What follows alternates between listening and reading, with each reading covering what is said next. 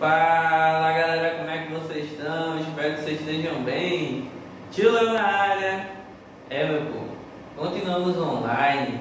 Pessoal, vê bem, nas nossas últimas aulas, né, de religião, a gente viu aí uma série de temas, tá? Que eles são os primeiros temas, digamos assim, dessa primeira etapa, dessa primeira jornada, né, no conhecer das crenças e das formas de crenças do mundo, tá? A gente aí começou falando um pouco sobre o que é religião.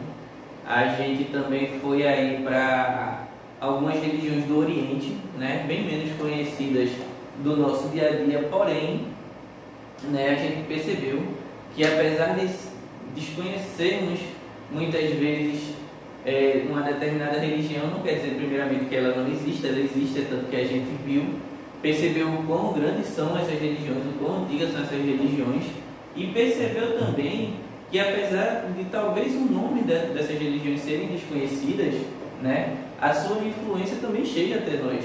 E aí a gente percebeu que alguns conceitos, algumas ideias, alguns símbolos, né, ou até mesmo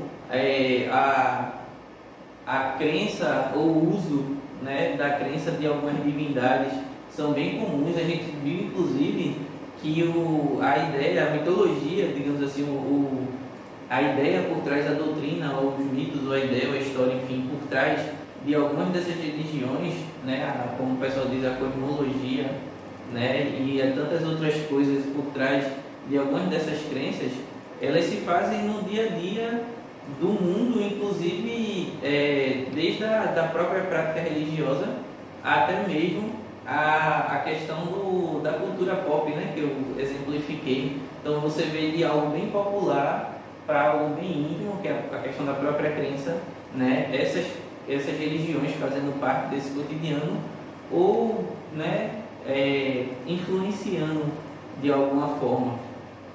Tem mais crenças para ver, né? Só para deixar na ordem, a gente viu aí o que é religião, né? A importância e o entendimento dos principais conceitos de religião. Começou a ver as religiões do Oriente, a gente viu hinduísmo, a gente viu budismo, a gente viu shintoísmo, né? A gente viu esses três. A gente vai continuar com algumas religiões do Oriente. A nossa próxima aula vai ser sobre taoísmo. Teremos aí também mais na frente ainda para ver taoísmo, confucionismo, né? E aí a gente encerra as religiões do Oriente e vem para as religiões do Ocidente. Dentro desse vídeo eu vou aproveitar para falar de alguns símbolos, né, referente a alguma dessas religiões, beleza? Então se organiza, né? Pega aí o seu caderno, vai para um ambiente legal e a gente vai fazer esse momento aí, beleza? Então, roda a vinheta.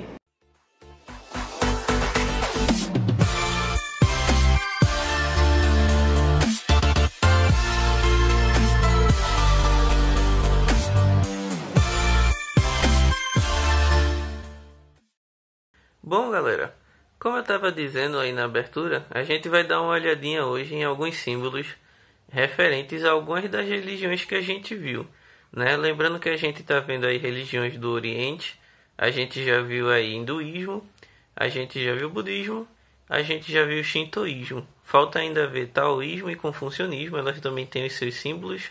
Aí essas aí a gente pode até ver inclusive no decorrer das explicações dessas crenças. E aí, antes de começar a falar dos símbolos, um porquê, né, de estar falando, né, ter dado um enfoque maior na questão dos símbolos. É porque normalmente eles são representações visuais, né, dessas crenças. E aí, como eu disse para vocês, às vezes o nome da crença você talvez nem conheça, mas ao ver o símbolo você já pode ter visto. Inclusive na nossa próxima aula que falará sobre taoísmo, né, você vai perceber que o símbolo taoísmo talvez seja um dos símbolos mais famosos do mundo. E você não sabia, né, que fazia parte de uma dessas religiões que a gente está estudando aí relacionada ao Oriente. E aí, para começar, né, os nossos símbolos, a gente vai começar falando desse símbolo aí que é um símbolo hinduísta. Esse símbolo, ele é o símbolo que se chama Om, né, ou Aum, Na verdade, minha linguagem hindu não está das melhores, né? Mas o nome é esse aí que vocês estão vendo. Esse símbolo, ele é relacionado a um dos principais mantras do hinduísmo. Ele é relacionado também com a questão do sopro de vida, digamos assim, do fôlego de vida inicial, né? Ele é o símbolo, provavelmente o símbolo mais conhecido do hinduísmo, né? Ele é formado provavelmente por algumas letras do sânscrito, que é uma língua relacionada à religião hindu de maneira geral. Alguns também relacionam esse símbolo com elementos como terra, fogo, água, né? Esse símbolo aí, ele é basicamente digamos assim, uma das principais representações do hinduísmo, como por exemplo a cruz, né, uma representação do cristianismo, como por exemplo a lua crescente com a estrela, né, ou mesmo a estrela do judaísmo, a lua crescente com a estrela que representa o islamismo, né, crenças que também veremos mais na frente, né. Esse símbolo é um dos principais símbolos relacionados ao hinduísmo, né. O outro símbolo que a gente vai ver é esse aqui. Esse símbolo é o símbolo da suástica. Para falar sobre esse símbolo a gente tem que ter bastante cuidado, porque esse símbolo ele foi utilizado na era pós-moderna, ou seja, nos dias atuais, né, alguns anos atrás, por um grupo de pessoas, né, que tem uma ideologia mais extremista, né, e que aqui no Brasil, inclusive, a propagação dessa ideologia é proibida. E eles se apropriaram desse símbolo, né? Vocês vão estudar, inclusive, essa temática quando vocês forem nono ano, né, que é a temática relacionada ao nazismo. Esse símbolo é um símbolo que foi utilizado pelos nazistas, é um símbolo que hoje ele faz muita menção quando a pessoa vê a associação mais direta que tem ao nazismo, mas esse símbolo ele na verdade foi apropriado, porque esse símbolo ele é bem mais antigo. Aí o que é que ocorre? Professor, então se é um símbolo antigo quer dizer que eu posso fazer, quer dizer que eu posso usar? Na verdade é melhor não, né? Até porque, né, apologia ao nazismo no Brasil não pode, é crime, né? E aí você não vai estar arrumando confusão para você. Então o que é que você faz? Você fica sabendo que esse símbolo é referente a uma religião, mas necessariamente, por mais que algumas pessoas até achem interessante o formato e tal, de preferência não reproduza esse símbolo, tá? Porque esse símbolo ele faz uma associação nos dias de hoje a algo, né, que foi extremamente prejudicial à sociedade. Então esse símbolo, você está vendo ele aí, está sabendo que faz parte de uma crença, né, mas que não se deve se utilizar, né, nos dias de hoje por causa dessa associação que é feita a essa ideologia mais extremista. Bom, esse símbolo é um símbolo, né, de referência ao hinduísmo, como eu falei, e ele tem um significado relacionado assim, a algo que conduz ao bem-estar. É um símbolo relacionado à ideia de sorte também, né? Então ele necessariamente não tem a configuração que foi dada pela apropriação dos nazistas. Ele é um símbolo, né, relacionado à crença hindu. Mas, como eu disse para vocês, a associação nos dias de hoje ela é feita de uma maneira diferenciada. Vamos para o próximo tema. O próximo símbolo é esse aí que vocês estão vendo, que é a Trishula, ou Trishula, que é, na verdade, um tridente, né? É, na verdade, uma lança de 3 pontas, ou uma lança trifurcada. Ela é uma arma que é normalmente associada ao deus Shiva, que é aquele deus relacionado à destruição, né? Que no Ocidente ele foi relacionado, inclusive, à ideia de diabo, né? Por ser o deus da destruição, por ter um tridente na mão, né? Da ideia do diabo mesmo, do capeta segurando um tridente. Mas lembrando que esse símbolo ele é associado a uma outra crença, né? Que ele não traz dentro dela a ideia de diabo ou coisa do tipo, mas na verdade essa divindade relacionada à divindade da destruição ou mesmo da renovação, porque Shiva, no caso do hinduísmo, ele destrói qualquer coisa, o que é bom, o que é ruim, enfim, é só para manter aquele ciclo de construção, manutenção e destruição para renovação, né? E aí esse tridente ele pode ser associado à questão de tempo também, passado, presente e futuro, ou à questão mesmo de equilíbrio, né, e movimento. Ele como eu já disse, né, é um tridente associado à divindade Shiva, né?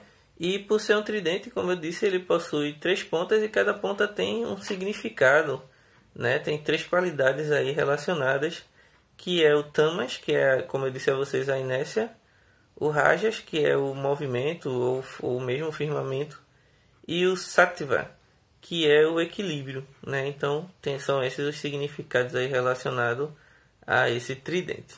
Bom, vamos para o próximo. O outro símbolo que a gente pode citar aí é a mandala, um símbolo também bastante conhecido, bastante visto, inclusive aqui na cultura ocidental, e ele sempre é relacionado à ideia de meditação, tanto lá no Oriente como aqui no Ocidente, né? Ele é um símbolo aí que ele traz toda essa configuração aí, propiciando aí uma fusão, né, de imagens, relacionada também à ideia de fusão das pessoas com a divindade representada, coisas do tipo, né? Então essa daí é uma das imagens mais conhecidas. Você fica aí só de ver você dá para entender mais ou menos o que é que significa.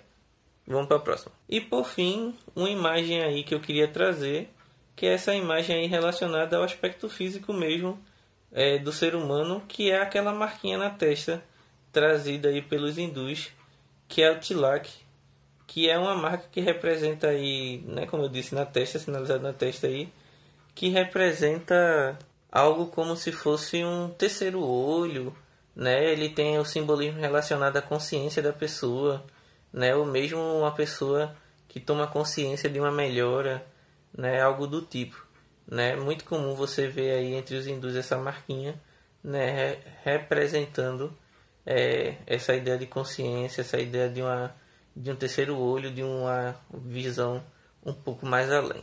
Beleza? Vamos agora para alguns símbolos do budismo. Bom, o primeiro símbolo que eu queria trazer aqui do budismo para vocês é a roda Dharma. Ela é provavelmente o símbolo mais conhecido do budismo. Falou em budismo, precisar de um símbolo, né? Assim como eu falei, né? Assim como a cruz é para o cristianismo. Falar de budismo, acho que o símbolo que mais é lembrado ao falar de budismo realmente é a roda Dharma. Tem outros, né? Inclusive a própria imagem do Buda, mas a roda Dharma ela realmente é a mais conhecida. Esse símbolo ele lembra um timão, né? Lembra aquela direção, aquele volante de navio grandão, e ele tem a ver aí com, digamos assim, cada um desses tracinhos, cada um desses raios, cada um dessas partes aí dele, desses bracinhos, é referente a algum ensinamento de Buda, né? Como, por exemplo, o entendimento correto, o pensamento correto, a linguagem correta, a ação correta, um modo de vida correto, um esforço correto, uma atenção plena e correta, né? Uma concentração correta, entre outras coisas. E esses aí eles estão totalmente ligados aí, a coisas relacionadas aos primeiros sermões aí de Buda ao se tornar iluminado, entre outras coisas, né? Esse é algumas das características desse símbolo. Bom, vamos para o próximo. O outro símbolo que eu queria mostrar é esse símbolo aí que é conhecido como nó infinito, né? Ele parece uma rendinha, né? Parece que foi algo tricotado, né? E ele se relaciona exatamente a isso mesmo. Há uma interligação, digamos assim, de causa e efeito, né? Essa ideia de interligação das coisas, interligação dos acontecimentos, das causas, dos efeitos. Ele é representado aí pela essa ideia do nó infinito, né? Que é um símbolo aí também ligado ao budismo, né? Relacionado a toda a sua doutrina. Vamos para a próxima. E para finalizar aqui os símbolos do budismo, queria terminar com esse aqui que é a flor de lótus, né? Na minha opinião, um dos símbolos mais bonitos, né? Até pela ideia de ser uma flor. E ele simboliza a ideia justamente de pureza, de esclarecimento. E ele está relacionado aí às raízes, né? A ligação do ser humano com essas questões doutrinárias aí em relação à espiritualidade budista. E ele aí representa essa ideia da possibilidade, né? de iluminação, segundo a crença budista, por parte do ser humano, né? Então ela tem essa simbologia relacionada à pureza e ao esclarecimento, sendo aí provavelmente também um dos símbolos mais conhecidos e um dos símbolos mais bonitos da crença budista. E para finalizar, vamos ver aqui um símbolo relacionado ao shintoísmo, né, que é justamente o Tori. O Tori, como a gente já tinha acho que até falado na última aula, é esse portão, né, ou esse portal muito ligado aí à tradição japonesa, né, totalmente ligado à ideia de shintoísmo, encontrado aí muitas vezes aos montes, né, nas proximidades dos santuários. É composto aí, como vocês estão vendo, por dois pilares verticais unidos com um topo, né, uma trave aí horizontal, né, lembrar um pouco, tá? Um gol do futebol, digamos assim, uma barra do futebol. Ele tem essa ligação relacionada mesmo à ideia de portal, e não se tem assim ao certo um consenso acerca da origem dele, né? Mas é provável que ele simboliza, né? Provavelmente a ideia de separação, mas também proximidade entre o mundo dos homens e o outro mundo, né? Inclusive até estava brincando que quando eu associei aí a cultura pop, tinha um desenho que eu assistia que esse portal, quando se abria, era justamente a passagem para um outro mundo. Então a ideia de portal é sempre relacionada a isso, né? A ideia de porta e de portal sempre tem a ver com a ideia de entrada e saída, de passagem para um outro local. Meu povo, é isso. Aqui estão alguns dos símbolos, obviamente não vimos todos, nem vimos na sua totalidade, mas aí você conseguiu aí ver pelo menos alguns símbolos relacionados a algumas dessas crenças, né? Espero que vocês tenham gostado, espero que vocês tenham anotado. Vocês possam pesquisar outros símbolos também. E a gente vai se vendo nas próximas aulas, beleza? Até a próxima!